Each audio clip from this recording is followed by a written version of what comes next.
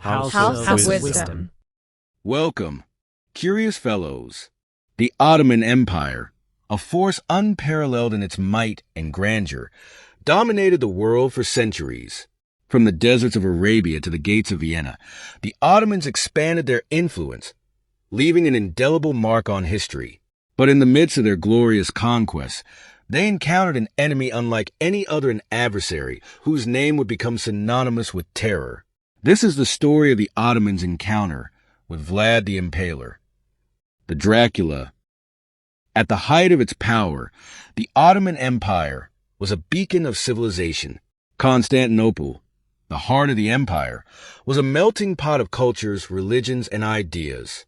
Under the reign of sultans like Murad II and Mehmed II, the empire thrived, expanding its territories through strategic diplomacy and unmatched military prowess. The Ottoman military was a force to be reckoned with, a well-oiled machine that conquered vast territories with precision and efficiency. From the Balkans to Anatolia, the Ottoman armies were victorious, bringing stability to the regions they controlled. But as they expanded, they encountered resistance that would soon escalate into a bloody confrontation. Sultan Murad II, a wise and strategic leader, knew that the strength of the empire lay not only in its military might, but in the alliances it forged. The Ottomans extended their influence through treaties and marriages, ensuring that their rule was both respected and feared across Europe and Asia. Yet, as the empire grew, so too did the challenges it faced.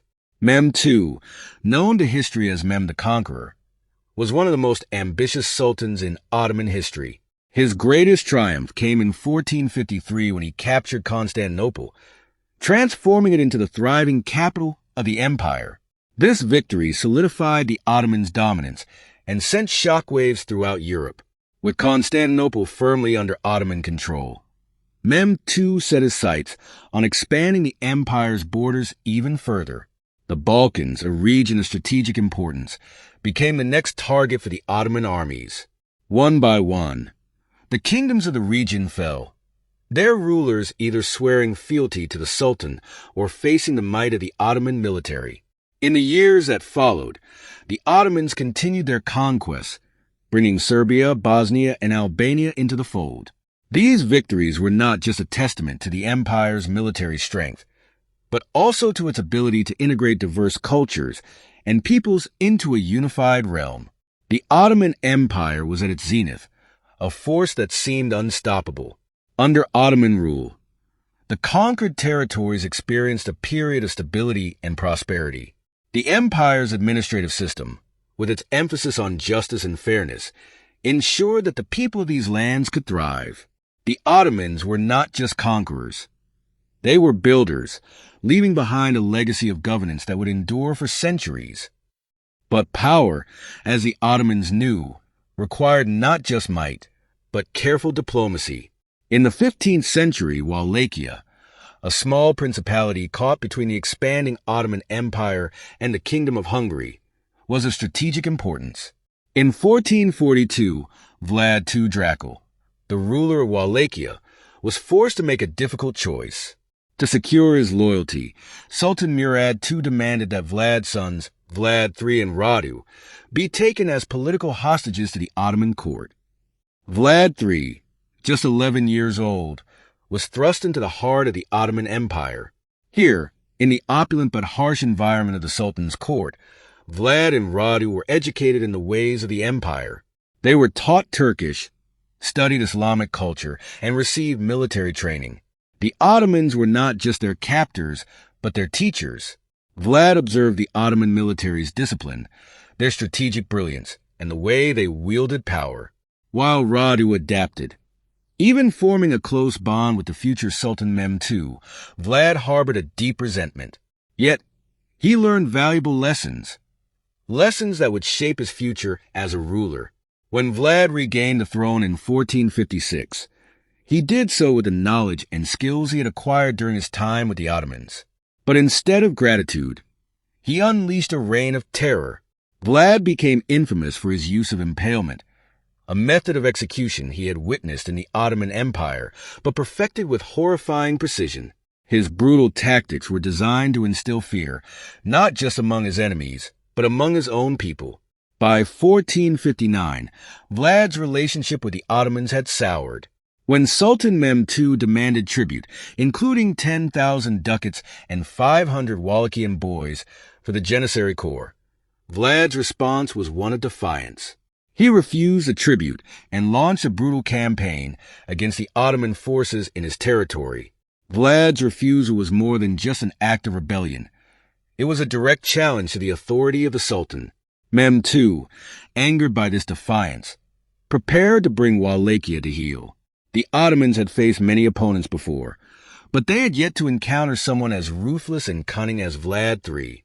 Vlad was not a man to be underestimated. Using guerrilla tactics, he launched a series of brutal attacks on Ottoman garrisons, catching them off guard and leaving a trail of devastation in his wake. But these attacks were just the beginning of a campaign of terror that would shock even the most hardened soldiers of the empire. It was in 1462 that Vlad revealed the true extent of his cruelty. As the Ottoman forces advanced into Wallachia, they were met with a sight that would haunt them for the rest of their lives: a forest of the impaled. Where Vlad displayed 20,000 Ottoman soldiers on stakes was a grotesque testament to his ruthlessness. Mehmed II was no stranger to the horrors of war, but even he was taken aback by the sheer brutality of Vlad's methods. Yet, the Sultan was undeterred. The Ottomans had faced fierce resistance before, and they had always prevailed. This time would be no different. With an army of tens of thousands, Mehmed II marched into Wallachia, determined to end Vlad's reign of terror once and for all. The Ottoman forces, disciplined and relentless, pressed forward, despite the horrors they encountered. For the Ottomans, this was more than just a military campaign. It was a mission to restore order and assert the empire's dominance. Despite Vlad's cunning and ferocity, he could not withstand the might of the Ottoman army. The final battles were brutal, with heavy losses on both sides, but the Ottomans' superior numbers and strategic acumen ultimately prevailed.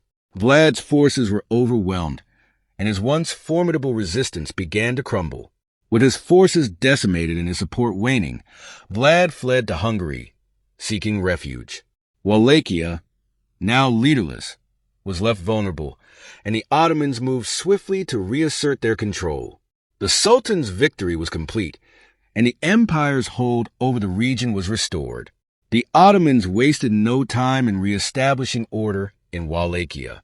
Local leaders, recognizing the futility of further resistance, swore loyalty to the Sultan.